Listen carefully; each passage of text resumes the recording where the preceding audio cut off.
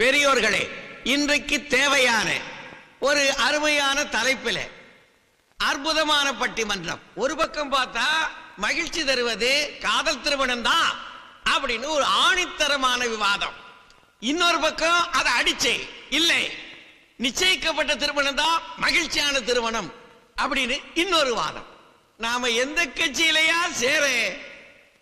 அதனால இப்ப என்ன செய்ய போறேன், கட்சி தலைவர்களை அழைக்க போறேன். காதல் திருமணம் தான் மகிழ்ச்சி தருவது என்கிற கட்சியின் தலைவர் சிவராமகிருஷ்ணன் அவர்கள் இப்போது வருகிறார்கள். தம்முடைய வாதத்தின் தொகுப்புரையை தருகிறார்கள். நடுவர் அவர்களே, காதலுங்கிறது இன்டர்நெட் இமெயில் மாதிரி இந்த நூற்றாண்டுல வந்ததில்ல. திருவள்ளுவர் எழுதின காமத்துப்பால் இருந்து பாரதியார் எழுதின காதல் காதல் காதல் காதல் போயின் சாதல்னு காதலை பத்தி அப்பவே எழுதியிருக்காங்க. Romeo Juliet, Ambikapathi Amaravathi, Laila Majnu, Antony Cleopatra, இவங்க காதலை பத்தி எல்லா காவியத்திலையும் பெருமையா தானே சொல்லியிருக்காங்க. சூடு பிடிக்க ஆரம்பிச்சிருச்சியா? ஆண்டனி கிளியோபட்ராவோட கதை இவருக்கு தெரியாது போல இருக்கு. The triple pillar of the world is transformed into a strumpet pool அப்படின்னு கிளியோபட்ரா பத்தி ஷேக்ஸ்பியரே சொல்லியிருக்காரு.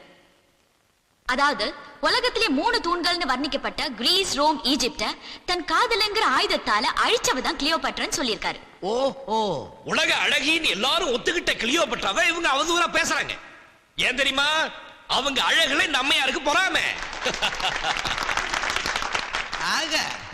அம்பிகாபதி அமராவதி, ரோமியோ ஜூலியட்னு எத்தனை உதாரணங்கள் சொன்னாரு. எல்லாமே சோகமான முடிவுதான். இல்ல இல்ல இல்ல, அதெல்லாம் சுகமான முடிவு. அந்த காதலர்கள் செத்தாலும் அவங்க காதல் ஜெயிச்சிருச்சே, அதனாலதான் அவங்கள பத்தி இன்னைக்கு வரைக்கும் பேசிட்டு இருக்கோம். காதலால பல குடும்பங்கள் அழிஞ்சிருக்கு. காதலால பல ஜாதிகள் இணைஞ்சிருக்கு. காதல்ங்கிறது ஒரு நெருப்பு, அது எல்லாரையும் எரிச்சிடும். காதல் ஒரு அணையா விளக்கு, அது எல்லாருக்கும் வழிகாட்டும். No, no, love is blind. No, love is truth. ஐயா, எங்களுக்கு விளங்குற மாதிரி கொஞ்சம் தமிழ்ல பேசுங்க ஐயா. நடுவர் ஐயா, நீங்க எப்படி கல்யாணம் பண்ணிக்கிட்டீங்க? ஐயா, நானே பழைய நினைப்புல நொந்து கிடக்கேன்.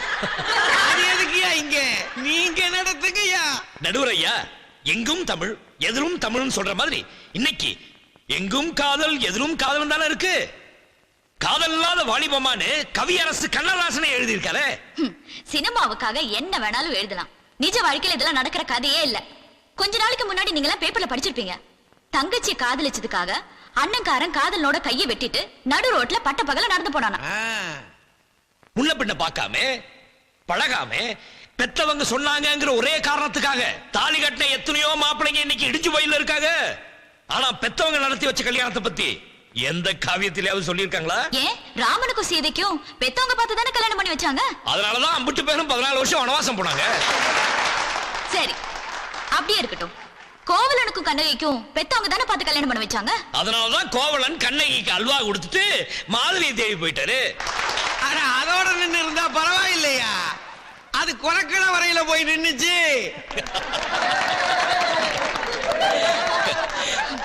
காதல்ங்கிறது நம்ம கலாச்சாரத்துக்கு ஒத்து வராத ஒரு விஷயம். ஏன் ஒத்து வராது? நாடு விட்டு நாடு காதல்னு சொன்னா நம்ம நாட்டு பிரதமரா இருந்த ராஜீவ் காந்தி, சோனியா காந்தியை சொல்லலாம். அதே மாதிரி ஸ்டேட் விட்டு ஸ்டேட் காதல்னா எத்தனையோ பேர் உதாரணமா சொல்லலாம்.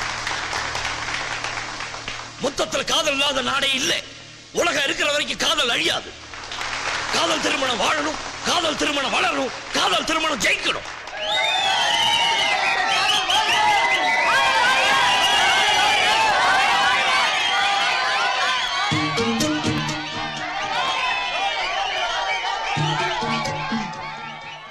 நடுவர் அவர்களே, எதிர்கட்சி தலைவர் காதல பத்தி வீராவேசமா பேசுறாரே, இதே மேடையில் அவருக்கு ஒரு துணிச்சலான சவால் விடுறேன். அதை ஏத்துக்க அவர் தயாரா? சவாலை ஏத்துக்கிறது எனக்கு சக்கரை பொங்கல் சாப்பிடுற மாதிரி. நடுவர் அவர்களே, விட சொல்லுங்க. சிங்கக்குட்டி. நடுவர் அவர்களே, என் ஜாதி என்ன, என் மதம் என்னன்னு அவருக்கு தெரியாது. அதே மாதிரி இவரை பத்தி எனக்கும் தெரியாது. இப்ப இவரை நான் காதலிக்கிறேன். இதே மேடையில் என்ன கல்யாணம் பண்ணிக்க இவர் தயாரா இருக்காரா? இது டூ மச். பொண்ணு ரொம்ப விவரமான ஆளுதாயா? நாரடி. நோ நோ நோ நடுவர் அவர்களே, இவர்கள் டாபிக்கை வேற திசையாக மாத்தி என்னென்னமோ பேசுகிறார்கள். நீங்க தயவு செய்து அவரை அடக்குங்கள். என்னையா இது? அவங்க ஒரு சொல்லம்பு விட்டு இருக்காங்க, நீங்க ஒரு வில்லம்பு போட்டு அடக்குங்க அல்லது ஒரு சொல்லம்பு போட்டு மடக்குங்க. என்னய்யா இது? என்ன ஐயோ பாத்தீங்களா, தனக்குன்னு ஒரு பிரச்சனை வந்து தப்பிக்க பாக்குறாரு. நீங்க தானே சவால் விட்டீங்க. அதெல்லாம் இல்ல, நீங்க தான் என்னென்னமோ பேசிட்டு இருக்கீங்க. அதெல்லாம் ஒத்துக்க முடியாது. கல்யாணம் பண்ணிக்க முடியாதுன்னா சவாலை தோத்துட்டேன்னு சொல்லுங்க. அதெல்லாம் முடியாது. தலைவா, யார் சொல்- இது உனக்கு மட்டும் விட்ட சவால் இல்ல, இந்த ஆண் வர்க்கத்துக்கே விட்ட சவால். இந்த கல்யாணத்துக்கு நீங்க ஒத்துக்கோங்க தலைவா, ஒத்துக்கோங்க தலைவா. கல்யாணத்துக்கு ஒத்துக்கோங்க.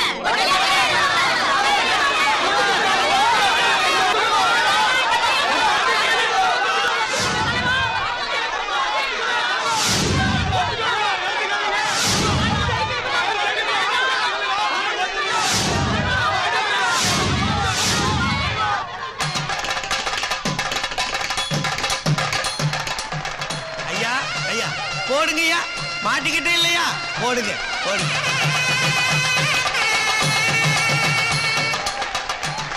ஐயா, இப்படி நானு ஒரு பட்டிமன்றமும் நடத்துறது இல்லையா. இப்ப நான் கொடுக்க போறது ஏன் தீர்ப்பு இல்லையா, ஒரு பொண்ணு திட்டமிட்டே வந்த தீர்மானம். என்ன செய்ய, தமிழ் உணர்வுள்ள தம்பி சிவராமகிருஷ்ணனும் காயத்ரியும் வாழ்க வளர்க என்று வாழ்த்தி நன்றி கூறி விடைபெறுகிறேன். வணக்கம்.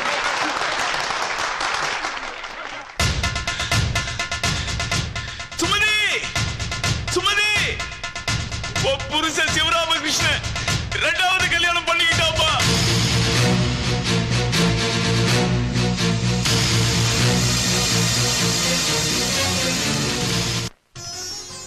நல்ல மகராசியா இருமா. அமோகமா இரு. அத்தை, பெத்தவங்க முன்னாடி நடக்க வேண்டிய கல்யாணம் அவசர அவசரமா பட்டிமன்றத்துல நடந்து போச்சு. எதுவும் கோச்சிக்காதீங்க, மன்னிச்சிருங்க. அதனால என்னம்மா, கல்யாணமே வேண்டாம்னு சொல்லிக்கிட்டு இருந்த என் பிள்ளைய எப்படியோ மனசை மாத்தி கல்யாண மாப்பிள்ளையா கூட்டிட்டு வந்துட்ட. அதுவே எங்களுக்கு பெரிய சந்தோஷம். அவசர அவசரமா கல்யாணம் பண்ணிக்கிட்டது பெருசு இல்ல, அதே வேகத்தோட ஒரு பேரனையோ பேத்தியோ பெத்து எங்க கையில கொடுத்துடணும். ஆமா. இந்தா. போ. ஐயோ வெக்கத்தை பாரு.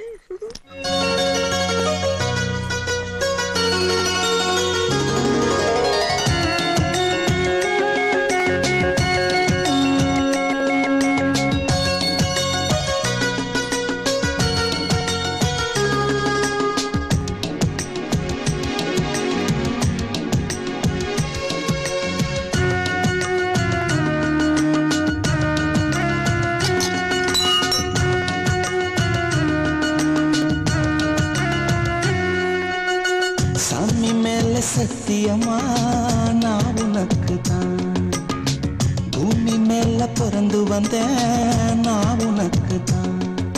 ஏதா சாத்தி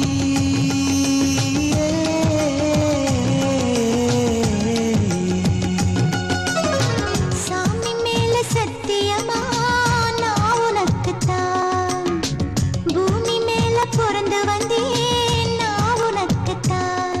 ஏ ராசாவே,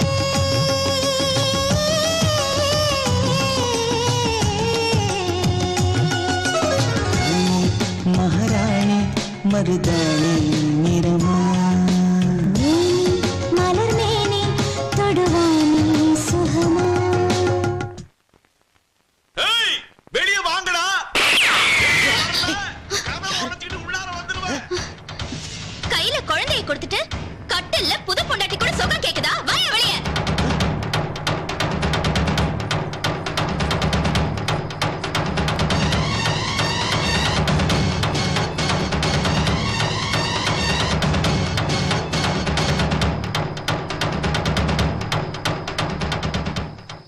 ஏன் மாமா, பொண்டாட்டி செத்தா புருஷன் புது மாப்பிள்ளைன்னு சொல்லுவாங்க.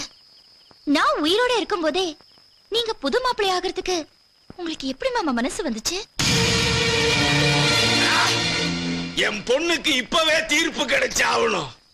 டாச்சி, தீர்ப்பு தான் கோர்ட்ல சொல்லியாச்சுல்ல, அப்புறம் ஏன் இங்க வந்து முட்டிக்கிறேன்? யோ, ஏதாவது பேசுன தொண்டைக்குழியில வச்சு சுட்டுடுவேன். என்னையா கையில துப்பாக்கி வச்சுட்டு பெருசா துள்ற?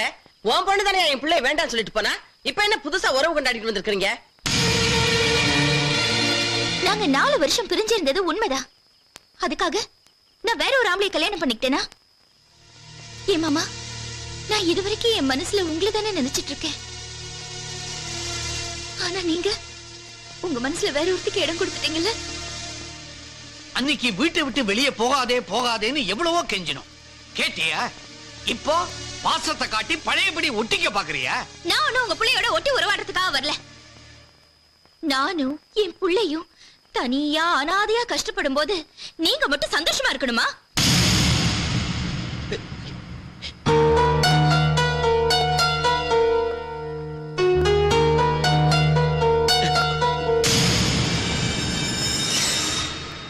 மாமா, தொண்டையில சிக்கின மீன் முள்ளு மாதிரி நீங்க துப்பவும் முடியாம முழுங்கவும் முடியாம உங்களை அவஸ்தைப்பட வைக்கல என் பேரு சுமத்தியே இல்ல.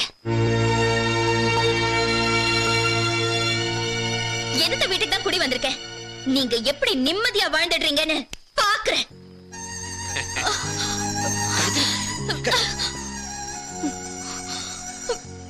காயத்ரி,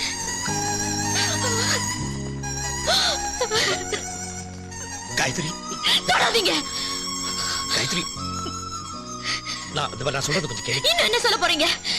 ஏற்கனவே கல்யாணம் ஆன விஷயத்தை என்கிட்ட மறைச்சிட்டு எனக்கு துரோகம் பண்ணிட்டீங்களே. ஐயோ காயத்ரி, அத பத்தி எனக்கு சொல்றதுக்கு சந்தர்ப்பம் கிடைக்கலையே. பட்டு வண்டத்துல சொல்ல வேண்டியதானே? எங்க என்ன நீ சொல்ல விட்ட? என்ன நீ கல்யாணம் பண்ணிக்கிற மூட்ல என்ன பேசவே விடலையே. போதும், நிறுத்துங்க. நீங்க எந்த சமாதானமும் சொல்ல வேண்டாம். எதையும் கேட்கிற மனசு எனக்கு இப்ப இல்ல. போங்க வெளியே. காயத்ரி, காயத்ரி, போங்க வெளியே, போங்க.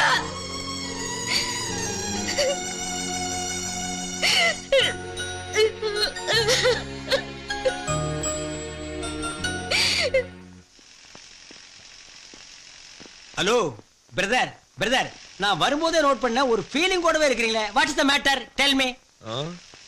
வீட்ல ஒரு பிரச்சனை. விடுங்க பிரதர், நேத்துக்கு தானே உங்களுக்கு ஃபர்ஸ்ட் நைட் நடந்திருக்கு. ஃபர்ஸ்ட் நைட்னாலே பிரச்சனை வரத்தான் செய்யும். சில ஜோடிகள் உடனே செட் ஆகும், சில ஜோடிகள் 1 வீக்ல செட் ஆகும். இப்ப என்ன எடுத்துங்க, ஏன் ஃபர்ஸ்ட் நைட்ல சந்தோஷமா உள்ள போன வேகத்திலே திரும்பி வந்துட்டா, துரத்தி விட்டா, அப்புறம் அப்படி இப்படி பேசி 6 மாசம் கழிச்சு செட் ஆனா. விடுங்க, உங்களையும் கரெக்ட் பண்ணிக்கலாம். பிரதர், நான் ஏற்கனவே குழம்பி போயிருக்கேன். என் பிரச்சனையே வேற. என்ன சர்வதேச பிரச்சனை சொல்லுங்க. என் மொத பொண்டாட்டி குழந்தையோட வீட்ல வந்து கலாட்டா பண்ணிட்டு இருக்கா. யார்? சுமதியா? ஆமா. அந்த கருமாந்திரம் புடிச்சவ இங்க எதுக்கே வந்தா?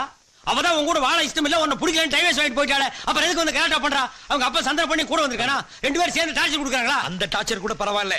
இப்ப வந்தவ ஏன் முத கல்யாணம் நடந்தது சொல்லலன்னு டார்ச்சர் பண்றாளே. இப்ப சுமதி எங்க இருக்கா? அது ஏன் கேக்குறீங்க? வீட்டுக்கு எதிர்த்து அப்படியே குடி வந்திருக்கா. Very good. வாவ், உன் ஒய்ஃப் 2 பேரும் பக்கம் பக்கமா இருக்கிறது உனக்கு ஜாலி தானம்மா? ஃபர்ஸ்ட் பாக்கும்போது செகண்ட திட்டு, செகண்ட பாக்கும்போது ஃபர்ஸ்ட் திட்டு, அப்புறம் பாரு 2 பேரும் போட்டி போட்டு உன் மேல வந்து விடுவாங்க. என்ன முறைக்கிற?